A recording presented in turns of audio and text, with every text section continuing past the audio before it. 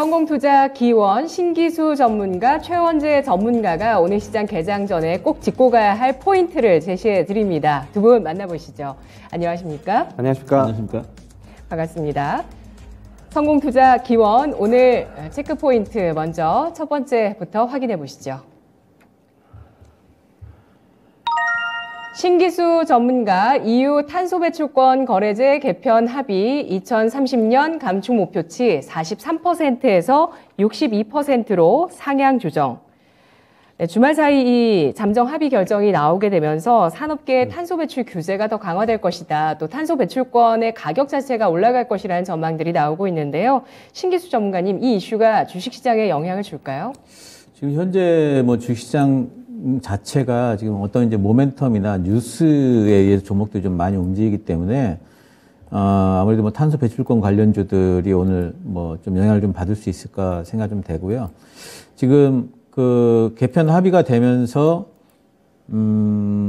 이것뿐만 아니라 그 자기네들 그 유럽 내에서의 감축 목표치를 지금 62% 상향 조정한 것뿐만이 아니라 지금 이제 자기네들 원래 이제 그 다른 유럽 말고 다른 그 국가들하고 경쟁력이 좀 떨어질까 봐서 무료 할당을 해준 게 있거든요, 지금.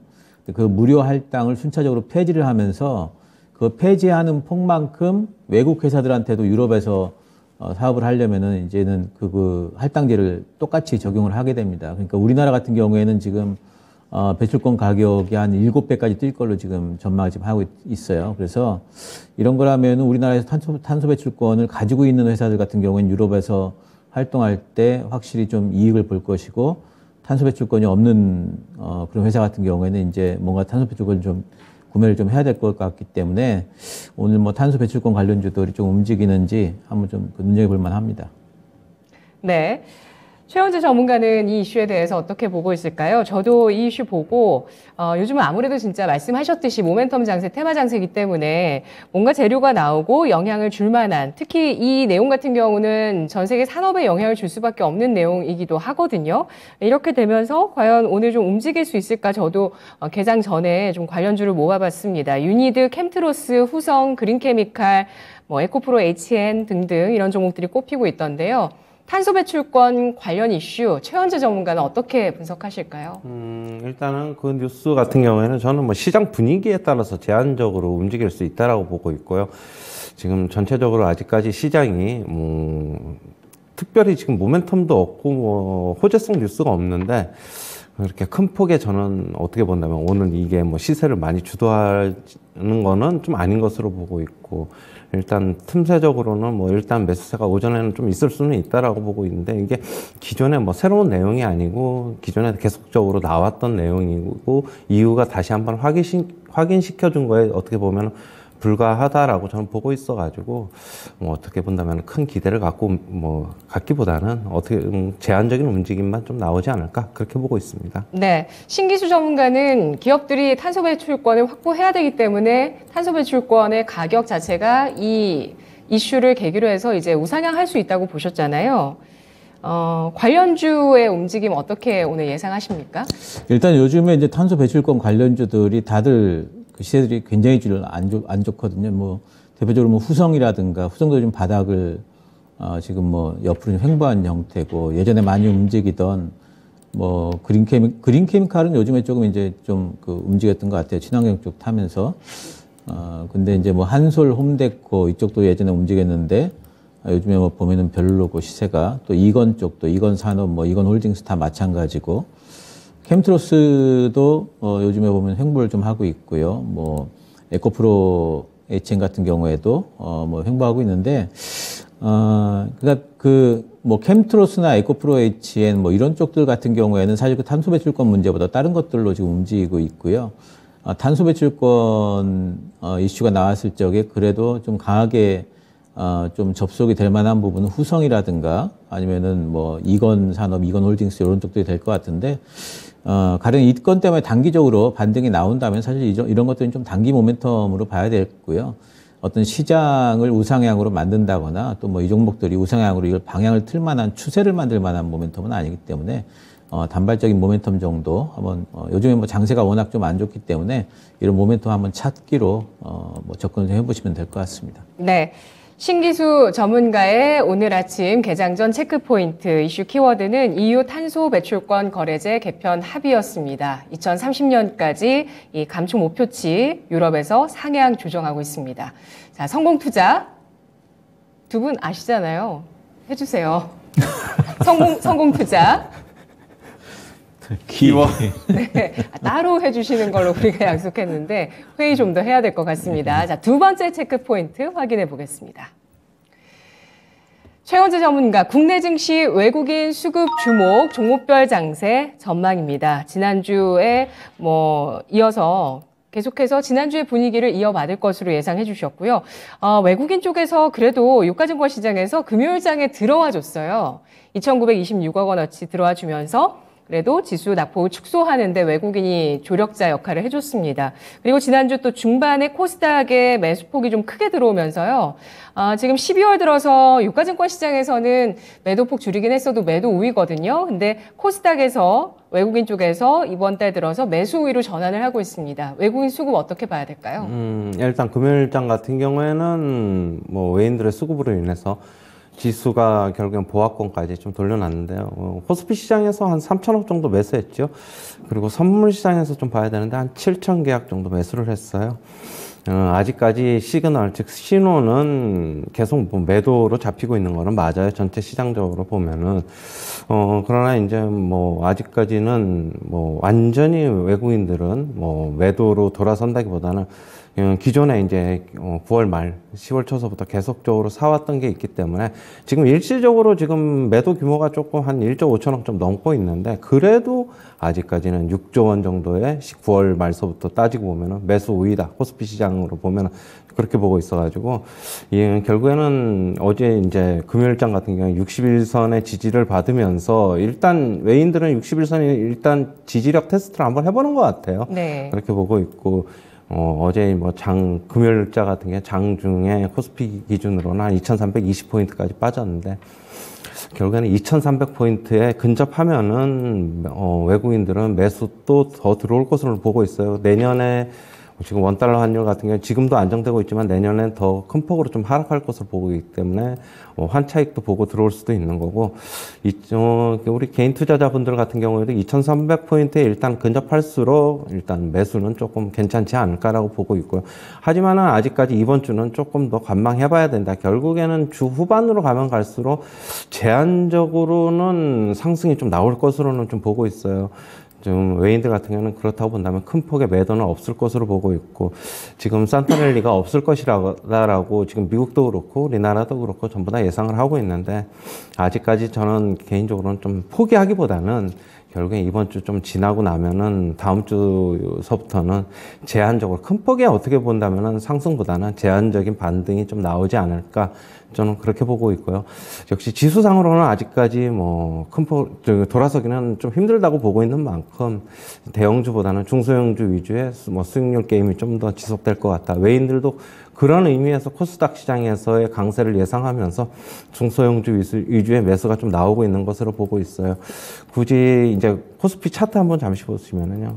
기술적으로 보시면은 일단 60일선의 지지력을 테스트한 것으로 보고 있고 좀 더 안정적인 투자를 원하시는 분들 같은 경우는 빠져서 저가 매수보다는 나는 완전히 추세를 돌아가는 걸 보고 매수하겠다고 하시는 분들은 지금 계속적으로 제가 금요일 날도 말씀을 드렸는데 21선이 아닌 지금 아직 5일선도 위로도 못 가고 있고 5일선 넘어도 안심할 수 없는 게 지금 11선이 있거든요. 11선에서 계속 저항 부딪히고 내려와가지고 굳이 따진다면은 저항선이 지지선으로 바뀔 때, 즉 돌파할 때 11선 돌파하는데 그때 차라리 매수하는 게 낫지 않나. 아직까지는 조금 더 관망해보자. 이렇게 보고 있고, 좀 과감하게 좀 저가 매수 해보실 분들은, 결국에는 어제 금요일자 양봉이 나왔지만 저가가 이제 2,300이 한 26포인트 정도 돼요. 코스피 기준으로.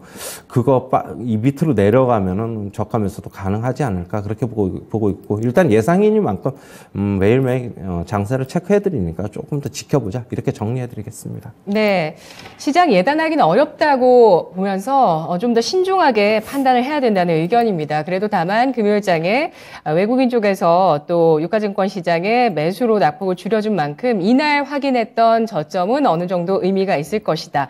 2326선 아래에서는 그래도 매수에 봄직한 그런 구간이 도래할 수 있다고 판단합니다. 유가증권 시장에서 외국인 쪽에서 지난 금요일장까지 이달 들어서 9,500억 원대 매도를 보였고요. 코스닥에서 1,500억 원대 순매수를 전환하면서 외국인도 중소형주 장세에 대비하고 있는 모습이 보이고 있다고 판단을 해주셨는데요. 신기수 전문가님은 외국인 수급 어떻게 보실까요? 외국인들은 뭐 삼성전자가 요즘에 보면 좀 빠지면 사는 것 같아요. 삼성전자가 네. 보통 한 5만 61선 또 분까지 오니까 지난 금요일 날 삼성전자를 정말 많이 사들어오면서 지수를 끌어올리는 효과를 좀 냈는데 뭐 외국인들 수급은 사실 이제 뭐 그 외국인들 우리나라를 적극적으로 사자 뭐 이런 것보다는 외국인들 눈치 보기를 하면서 뭐 시장에 좀 이제 저가권인 것 같으면 들어오고 뭐 이런 것 같아요. 근데 이제 이번 주에 이제 PC 발표가 뭐 기점이 될 수 있다라고 봐요. 그래서 PC가 뭐 생각보다 좀 많이 좀 빠졌다 이러면은 시장이 한 번은 반등이 나올 수는 있겠다 싶은데 반등이 나오더라도 뭐 그 시기가 뭐 그 크리스마스 전후로 해서 올라가게 된다면 산타일이라고 할 수는 있겠지만 큰 폭의 어떤 상승보다는 그냥 기술적인 반등 또 이제 그 이후에는 또 이제 뭐 박스권 상단까지 올려붙이면 또 내려오고 하는 정도의 움직임을 예상을 하기 때문에 그런 부분에서 본다면은 뭐 이번 주 PC 좀 보면서 반등 나오는지 좀 확인한 이후에 뭔가 좀 적극적으로 좀 해야 되지 않을까 생각을 하고 있습니다. 네. 원달러 환율 기준으로 해서 최근 들어서 지난 10월에 고점을 원달러 환율이 잡았습니다. 1144원선이었고요. 그리고 달러 인덱스도 역시 그 비슷한 시기에 10월에 킹달러가 좀 이제 주춤해지는 모습을 보였습니다. 그러면서 3분기 말 4분기 접어들면서 외국인의 수급 변화가 매수적으로 좀 감지가 됐었습니다. 그때 당시에 나왔던 이야기가 탈중국이라고 해서 시진핑 3연임으로 인해서 이제 반사수혜로 또 미국 쪽에서 중국을 견제하면서 반사수혜로 우리 장에 대해서 매수해준다 이런 논리가 형성이 됐었는데요.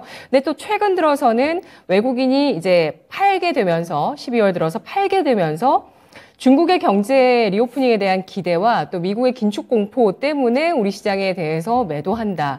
이런 얘기들이 또 나오거든요. 외국인은 앞으로 어떤 기준을 가지고 우리 시장에 대응을 할 거라고 보시는지 짧게 질문 드리겠습니다. 신기수 전문가님. 예, 일단 저는 이제 중국과 관련해 가지고 뭐 중국에서 빠져나왔던 자금이 다시 중국으로 가기 때문에 외국인들 매도다. 이 부분 있겠지만은 그게 크지 않을 걸로 보고 있고요. 외국인들은 오히려 이제 달러 하락에 의한 이제 그 한국 이제 그 매수 쪽이 오히려 좀 더 관심이 좀 있을 거고요. 그래서 원달러 환율에 의해서 외국인들 매수가 좌지우지 되고 그리고 이제 뭐 4분기 실적 시즌 들어가게 되면은 특성상 뭐 실적과 관련한 어떤 전망을 보면서 투자를 하지 않을까. 예, 무조건 뭐 자금이 이쪽에서 왔다 갔다 한다고 해서 매수 매도 그거보다는 뭔가 좀 시장 전망을 보면서 들어올 것 같기 때문에 이제는 중국 자금과 관련된 기준을 가지고 우리나라를 매수할 것이다, 매도할 것이다 이것보다는 시장 전체적인 어떤 전망 그리고 4분기를 이끌어갈 실적과 관련된 부분에 대한 어떤 모멘텀에 의한 어떤 수급 이런 것들로 좀 봐야 될 것 같습니다. 네. 원달러 환율은 좀 하향 돌파 가능성, 그러니까 1290원 선을 하향 돌파할 가능성을 최근에 좀 보이다가 다시 올라섰지만 21선 맞고 다시 떨어집니다. 그래서 이 추세가 하향으로 좀 더 내려갈 수 있게 될지 환율을 기준으로 외국인이 매매할 것으로 보셨고 또 실적에 대한 전망까지 외국인이 감안할 것으로 예상하셨습니다. 최근 들어서 반도체 중심으로 실적 전망 계속 좀 떨어지고 있고요. 최원재 전문가님은 외국인 어떤 기준으로 앞으로 매매할 거라고 예상하실까요? 네, 역시 뭐 환율에 대한 이슈는 저는 이제 끝났다고 보고 있고요. 일시적으로 뭐 1,300원 후반 정도 가면은 그게 뭐 환율에 이제는 뭐 마지막이 되지 않을까 저는 그렇게 보고 있어요. 하지만 1,350원 당분간은 돌파는 좀 쉽지 않을 것이라고 보고 있고 저번에 이제 중국 쪽에서 나온 자금이 국내로 들어오지 않을까라는 기대감은 있었지만 제가 그때도 얘기했듯이 그거는 아니다. 일단은 어떤 지역 쪽에서 나와서 다른 지역으로 가기는 쉽지 않다. 그 펀드 쪽에서의 움직임이 원래 그렇기 때문에 그렇다고 이제 말씀을 드렸는데, 결국에는 외국인들 같은 경우에는, 어떻게 본다면 코스피가 좀 실적이 개선되면서 가격적으로 메리트가 있으면 사들어 올 것이라고 보고 있고요. 뭐 상당 부분 또 뭐 2,600, 700 정도 가면은 어느 정도는 또다시 중립이나 매도 기조로 돌아서지 않을까 저는 그렇게 보고 있어요. 결국엔 저가 메리트, 가격 메리트 보고 들어오는 것이다 그렇게 보고 있어가지고 일단은 지금 헤지펀드나 뭐 이런 단기자금 쪽에서는 국내 증시에서 나가고 있고 연기금 쪽에서는 유럽 등 연기금 쪽에서는 들어오고 있는 만큼 장기적인 가격 지금 현재 지수가 메리트는 있다라고 보고 있어요. 걔네들은 장기 투자자들이기 때문에 어떻게 본다면은 지금 단기 모멘텀보다는 나중에 지금 현재 지수에서 이득을 볼 수 있느냐 그 기준을 보고 들어오는 것을 보고 있는 만큼 현재 지수에서 조금 소폭 하향하거나 뭐 횡보하거나 그러면은 큰 폭의 매도는 일단 저는 없을 것이다 그렇게 보고 있습니다. 네. 외국인이 봤을 때 우리 시장은 어느 정도 바닥을 잡은 것으로 판단을 하고 있습니다만 적극적으로 들어오기에는 아직은 단기적인 자금들이 우리 시장에 대해서 매력을 느끼지 못하고 있는 구간이라고 보고 있습니다. 장기적인 자금은 그래도 시장의 밸류에이션을 보고 있다고 판단을 하고 있고요. 실적이 최악을 탈피하면서 개선하는 시기와 가격 매력이 맞물려야 외국인 쪽에서 본격적으로 매수에 들어올 것으로 예상을 해주고 있네요. 최현주 전문가는 외국인의 수급에 대해서 오늘장 개장 전 체크 포인트로 제시합니다. 성공투자 기원이었습니다.